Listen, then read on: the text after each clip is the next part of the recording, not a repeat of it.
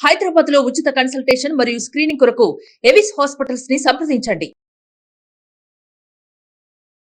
Welcome to Suman TV. నేను మీ Suman TV.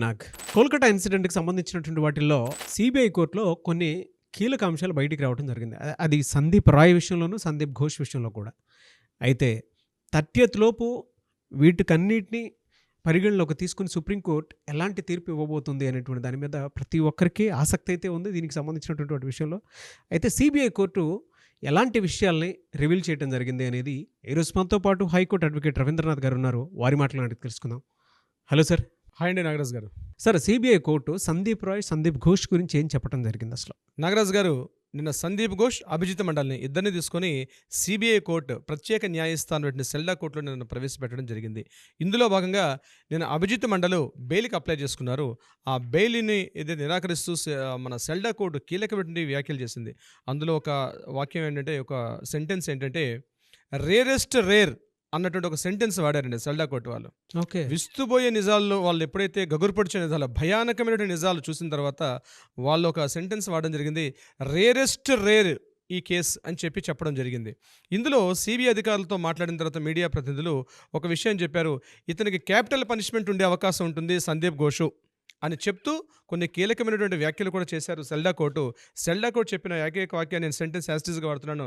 Nature and gravity of the accusation in grave అని court చెప్పడం జరిగింది. అంటే ఆరోపణల్ని సమాధి చేయాలి అనే గురుత్వాకర్షణతో చేశారు. కరెక్ట్గా యాస్టీస్గా ట్రాన్స్లేట్ చేయగలిగితే అలా ఉంటుందన్నమాట. అంటే ఏదైతే నిజాలని సమాధి చేసే ప్రయత్నం చేశారు అన్నటువంటి మీనింగ్ వస్తుంది. ఇది కోర్టు డైరెక్ట్గా చెప్పినటువంటి వ్యాఖ్య ఇది సంబంధించి. అయితే ఈ యొక్క ఇందులో భాగంగా కొన్ని విషయాలు నేను మీతో పంచుకుంటాను నాగరాజు గారు. ఆనంద్ బజార్ అని వెస్ట్ బెంగాల్ కలకటాలో కొన్ని వందల ఏళ్ళ నాటి పత్రిక, మ్యాక్సిమం నిజాలు వెలికి తీయడంలో ఆనంద్ బజార్ పత్రిక చాలా పేరెనికగన్న ముఖ్యంగా పత్రిక. అది వెస్ట్ బెంగాల్లో అనేక సంవత్సరాలుగా, బహుశా నాకు తెలిసి స్వాతంత్రోద్యమ పోరాటం నుంచి కూడా ఉన్నటువంటి ఆనంద్ బజార్ పత్రికలో ఏ వ్యాఖ్యలకైనా ఒక నిబద్ధత ఉంటుంది, ఒక సెంటెన్సిటీ ఉంటుంది, ఒక క్లారిటీ ఉంటుంది, ముఖ్య అథెంటికేషన్ ఉంటుంది.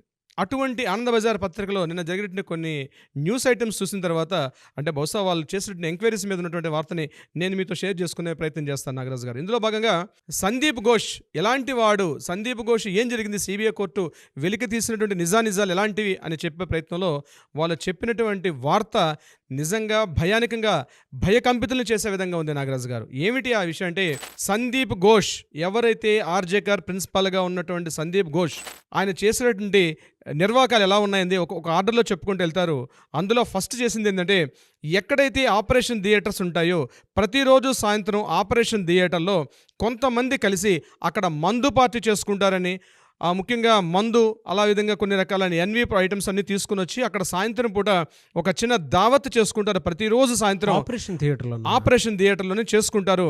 చేసుకున్న తర్వాత దీనికి కొంతమంది కాలేజ్ అమ్మాయిల్ని, ముఖ్యంగా ఈ యంగ్ పీజీటీ స్టూడెంట్స్ వీళ్ళందరినీ కూడా ఆ ప్రాంతానికి పిలిపిస్తారని, ఈ మొత్తం కార్యక్రమం కూడా అక్కడ సీసీటీవీ ఫుటేజ్లు ఇవన్నీ కూడా ఉంటాయి. కాబట్టి ఇందులో భాగంగా ఏం చేస్తారంటే, ఎవరైతే అక్కడ ఆపరేటర్ ఉంటారు, సిస్టమ్ ఆపరేటర్ ఉన్నటువంటి ప్రసూన్ చటోపాధ్యాయ అన్నతను ఇమ్మీడియట్గా ఈ కార్యక్రమం అంతా అయిపోయిన తర్వాత టోటల్గా ఈ కార్యక్రమం డిలీట్ చేసేస్తాడు ప్రసూన్ చటోపాధ్యాయ.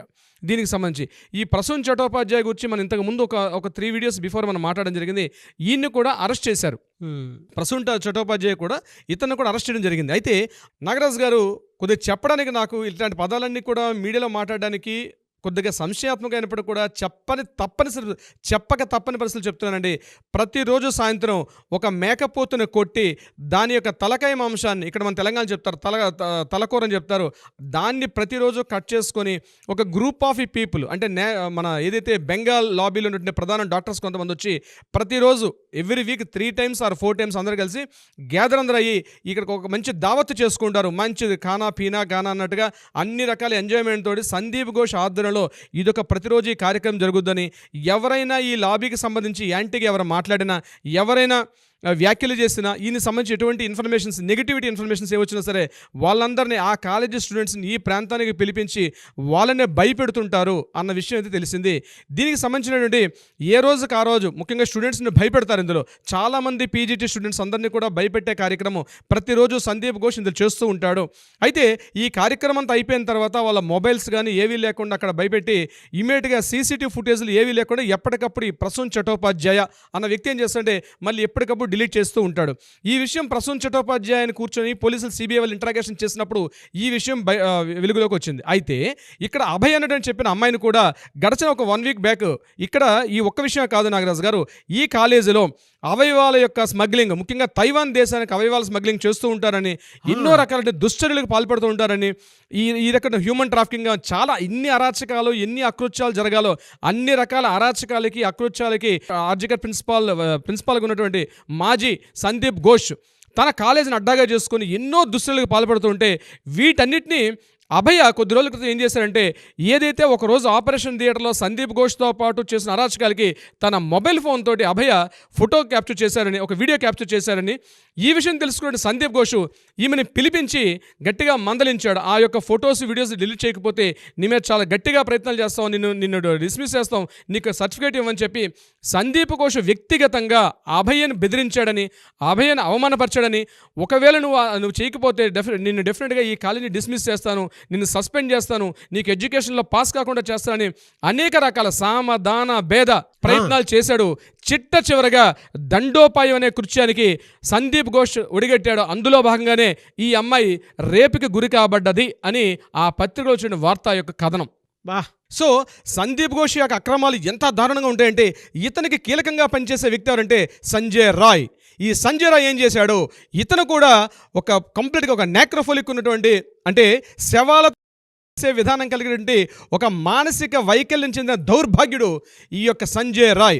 ఇతను ఏం చేశాడంటే, సంజయ్ రాయ్ మీద కూడా కథాండ వస్తూ ఆ పత్రికలో ఏం డీటెయిల్స్ ఇచ్చారంటే, సంజయ్ రాయ్ ప్రతిరోజు రాత్రి సాయంత్రం 7:30 గంటల నుంచి 8 గంటల మధ్యలో మార్చురీ హాల్ కంప్లీట్గా క్లోజ్ చేసేసిన తర్వాత ఆ ప్రాంతానికి మిడ్ నైట్ పూట వెళ్ళి శవాలతో చెప్పుకోవడానికి కూడా అత్యంత హేయమైనది, అత్యంత దౌర్భాగ్యమైనది, దరిద్రం కొద్ది ఈ రోజు ఎందుకు మాట్లాడాల్సి వస్తుందో నాగరాజు గారు, చెప్పుకోలేని పరిస్థితుల్లో నా నోటితో అటువంటి దౌర్భాగ్యం చెప్పుకోవాల్సిన పరిస్థితి వస్తుంది.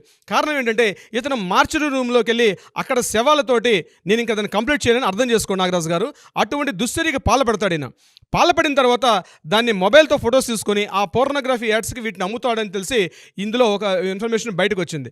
ఇట్లాంటిది ఈయన ప్రతిరోజు చేస్తూ ఉంటాడని. అందుకని మార్నింగ్ 4 గంటల నిమిషాల్లో ఇతను ఎందుకు వెళ్ళాల్సి వచ్చింది, సెమినార్ హాల్లోకి వెళ్ళాడు. కారణం ఏంటంటే, ఈ కార్యక్రమం చేయడానికే వెళ్ళాడని సిబిఐకి ఇంట్రాగేషన్లో బయలుపడిన విషయం మనకి రీసెంట్గా తెలిసిన ఇన్ఫర్మేషన్లో తెలుస్తుంది. అయితే ప్రతిరోజు చాలామంది చెప్తారు, ప్రతిరోజు సాయంత్రం 7:30-8 గంటల మధ్యలో ఈ కంప్లీట్గా మార్చి రూమ్ లైట్ ఆఫ్ చేసేసినప్పుడు కూడా మరలా మార్నింగ్ 9:30-10 గంటలకు ఓపెన్ చేస్తారు. అంటే అనాథ శవాలయాలు, ఎవరూ లేనటువంటి శవాలని భద్రపరిచే గది మార్చురీ రూమ్.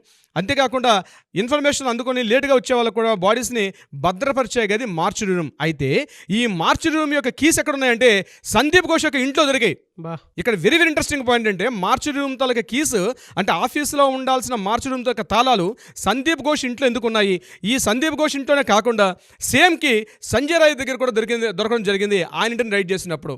సో సిబిఐ ఇంట్రాగేషన్లో ఏదైతే మనకి ఇన్ఫర్మేషన్ దొరికిందో ఈ కీస్ అన్నవి అక్కడ ఉంటున్నాయని, ఇదే కాకుండా కొంతమంది ప్రత్యక్ష సాక్షులు చెప్పిన కథనం ఏంటంటే, ప్రతిరోజు రాత్రి చాలా సమయం వరకు కూడా మార్చి రూమ్లో ఉన్నటువంటి హాల్లో, ముఖ్యంగా 4th ఫ్లోర్ పైన ఉంటుంది, ఆ లైట్స్ అన్ని కూడా ఎప్పుడు ఆఫ్ చేసి ఉంటాయి కానీ మిడ్ నైట్ ఒక్కొక్కసారి బ్లింక్ అవుతూ కనిపిస్తుంటాయని, చాలాసేపు లైట్స్ ఆన్ చేసి ఉంటాయని చాలామంది ప్రత్యక్ష సాక్షులు. ఎందుకంటే మార్చి రూమ్కి వెళ్ళాలంటేనే భయానకంగా ఉన్నటువంటి రూమ్ కాబట్టి ఎవరు అటువైపు వెళ్ళడానికి సాహసించారు.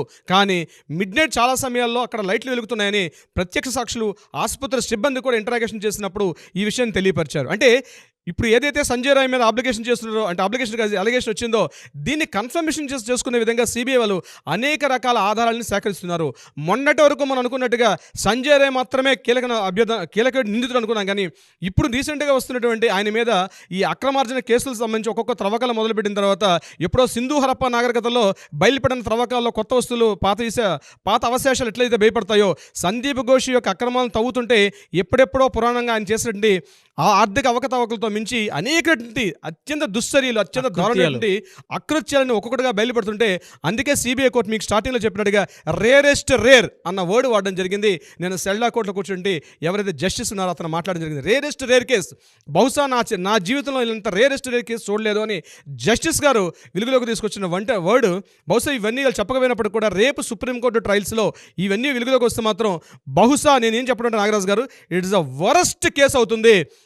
ఖచ్చితంగా మాత్రం అభయకైతే న్యాయం జరుగుతుంది. అయితే అభయ అనే అమ్మాయి తీసినటువంటి వీడియోస్ అవన్నీ కూడా అభయ ఫోన్లో చూసి చెప్తున్నారా, లేకపోతే మళ్ళీ ఏమైనా వాట్సాప్ డిలీట్ అయిపోయినటువంటి మెసేజ్ని మళ్ళీ డీకోడ్ చేసి మాట్లాడారన్నది మనకి రేపు చర్చలో తెలిసే అవకాశం ఉంటుంది నాగరాజు గారు. డెఫినెట్గా ఏదేమైనా జస్టిస్ జరుగుతుంది అనేటువంటి విషయం బలంగా మీరు చెప్పేదాన్ని బట్టి అయితే మనకి దీనికి సంబంధించి మరొక విషయం కూడా మీకు తెలియపరుస్తాను. జస్టిస్ మనకి తొందరగా వచ్చే అవకాశం ఉంది అనడానికి ఒక చిన్న ఇన్సిడెంట్ మీకు చెప్పే అవకాశం ప్రయత్నం చేస్తాను నాగరాజు గారు. డెఫినెట్గా నిన్న అంటే ఎస్టర్డే, ఈరోజు 27వ తారీఖు, నిన్న 26వ తారీఖు నుంచి మెయిన్ సెంటర్స్ అయినటువంటి కలకత్తా నడిబొడ్డు అయినటువంటి బౌ బజార్, పోలీస్ హెడ్ క్వార్టర్స్, అలాగే స్వాస్థ్య భవన్, అలాగే కాళీఘట్ ఈ ప్రాంతాల్లో 5గురు మించి గుమికూడదని చెప్పి కమిషనర్, నగర పోలీస్ కమిషనర్ సిపి గారు ఒక లెటర్ ఉత్తర్వులు జారీ చేసినట్టుగా నిన్న బయటకు ఇన్ఫర్మేషన్ వచ్చింది. దీనికి సంబంధించి అంటే ఏదో జరగబోతుంది అక్టోబర్ 1న, దీనికి సంబంధించి పోలీసుల ఇన్ఫర్మేషన్ ఉంది, అంటే ఎక్కడో ఇన్ఫర్మేషన్ జరిగింది కాబట్టి 5గురు మించి ఎవరు కూడా గుమిగూడకూడదు, నిషేధాజ్ఞలు వేశారు మెయిన్ సెంటర్స్ ఎక్కడ కూడా. ఎందుకంటే మొన్నటి వరకు 48 రోజుల పాటు నాన్ స్టాప్గా నిరసనలు చేశారని మనకు తెలుసు. అయితే అటువంటి అప్పుడు నిషేధాజ్ఞలు లేవు, ఎక్కడ గుమికూడదని చెప్పి. కానీ ఇమీడియట్గా నేను 26th డేట్ నాడు ఎవరు కూడా గుమిగూడి ఉండకూడదు 5గురు మించి అని చెప్పి సిపి గారు లెటర్ చేస్తూ ఒక ఇన్ఫర్మేషన్ లెటర్ ఇచ్చారు. దీని మీద ప్రతిపక్షాలు మాత్రం గట్టిగా మండిపడుతున్నాయి. ఎందుకంటే ఏదో తొక్కేయాలని ప్రయత్నం చేస్తున్నారు, జనాలు ఇక్కడ సమీకరణ కాకూడదని వాళ్ళు అనుకుంటున్నారు ప్రతిపక్షాలు. కానీ యాజ్ ఎ జ్యుడిషియల్ కేటగిరీ మేమనుకుంటుంటే ఏదో ఒక రిజల్ట్ వచ్చే అవకాశం ఉంది. బహుశా రిజల్ట్ వచ్చేసరికల్లా కలకత్తా నగర వీధుల్లో ఎటువంటి అరాచకాలు అకృత్యాలు జరగకూడదని చెప్పి మనోజ్ కుమార్ వర్మ గారు ఎవరైతే ఉన్నారో సిపి కొత్తగా నియమితున్న సిపి గారు ఈ యొక్క ఉత్తర్వులు జారీ చేశారని మనం తెలుసుకోవచ్చు నాగరాజు గారు. బట్ ఏదేమైనా we want justice, we demand justice అనే hats off to your knowledge. అందుకే అంటే జనరల్గా ఏదైనా అన్యాయం జరిగింది అని అంటే ఈ మధ్యకాలంలో తెలుగు రాష్ట్రాల్లో కేసు ఎప్పుడైతే మనం మాట్లాడుకోవడం జరిగిందో దీనికి సంబంధించినటువంటి వాటిలో సత్వర న్యాయం కోసం చాలామంది బాధితులు కూడా ఇవాళ అన్యాయంగా ఎవరైతే ఇరికించబడ్డారో, ఏదైనా తెలియకుండా ఏదైనా వాటిలో ఇరికించబడ్డారో, లేదు అనుకుంటే ఎవరైనా సరే మాకు అన్యాయం జరిగిందని చెప్పేసి ఫీల్ అవుతున్నారో, లీగల్గా మిమ్మల్ని అప్రోచ్ అవుదామని చెప్పేసి చాలామంది వస్తున్నారు. కాంటాక్ట్ నెంబర్కి అప్రోచ్ అయ్యి. ఎనీవేస్ థ్యాంక్ యూ అండి, thank you so much Ravindranath గారు. అండ్ మనం రెగ్యులర్గా అనుకునేదే సత్వర న్యాయం అక్టోబర్ 1 లోపు ఏదో జరిగే అవకాశం ఉంటుందని చెప్పడంలో ఏమాత్రం సందేహం లేదు.